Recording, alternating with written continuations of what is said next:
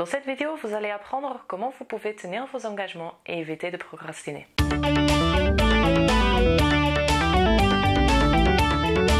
Aujourd'hui, je n'avais vraiment pas envie de faire une vidéo. Je me suis levée du mauvais pied, mes cheveux sont une catastrophe et j'ai un énorme bouton au plein milieu du front.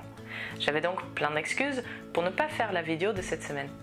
Mais j'ai pris une douche, j'ai essayé de me coiffer au mieux que je peux et j'ai mis du fond de teint pour couvrir ce maudit bouton.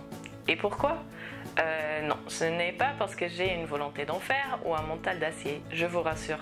Mais tout simplement parce qu'il m'est plus pénible de ne pas faire cette vidéo que de la faire. Si vendredi je ne publie pas de vidéo, je devrais vous expliquer pourquoi. Et je devrais admettre que j'avais tout simplement la flemme de la faire. Et ça, c'est plus humiliant et donc plus pénible pour moi que de tourner la vidéo. Et c'est exactement ça, la recette pour réussir à tenir vos engagements et à ne pas procrastiner. Faites en sorte qu'il soit plus pénible de ne pas le faire que de le faire. Et voici 3 méthodes qui peuvent vous aider à vous rendre la vie plus difficile.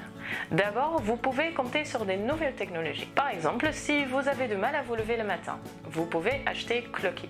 C'est un réveil qui commence à bouger juste avant de sonner.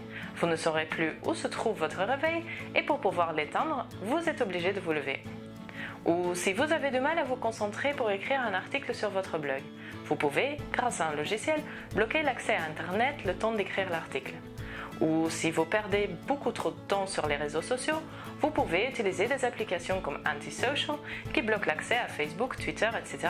pour une durée prédéfinie. Ensuite, vous pouvez compter sur votre entourage. C'est ce qu'on appelle l'engagement social.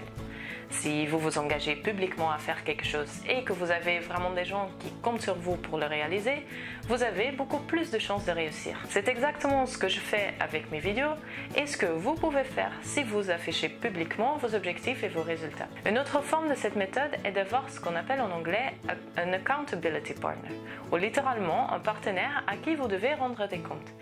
Il s'agit de demander à une personne de surveiller vos progrès toutes les semaines, par exemple. Et dernièrement, vous pouvez utiliser de l'argent. Quand vous mettez votre argent en jeu, vous avez une raison qui vient de l'extérieur pour vous motiver et vous ne devez pas compter uniquement sur votre motivation ou sur votre maîtrise de soi.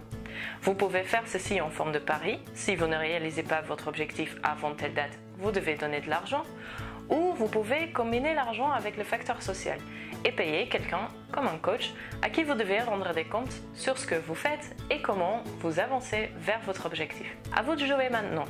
Quelle est la chose que vous aimeriez faire mais que pour une raison ou une autre, vous avez du mal à réaliser? Utilisez un des 3 systèmes, la technologie, l'engagement social ou l'argent, ou une combinaison des 3, pour rendre ne pas le faire plus pénible que le faire. Et ensuite, observez les résultats et partagez-le dans les commentaires en dessous de cette vidéo sur habit.fr. Et bien sûr, si vous avez aimé cette vidéo, partagez-la avec votre entourage et rejoignez la communauté des web entrepreneurs sur habit.fr/vendre. Un petit cadeau de bienvenue vous attend. Je vous retrouve là-bas. À très bientôt.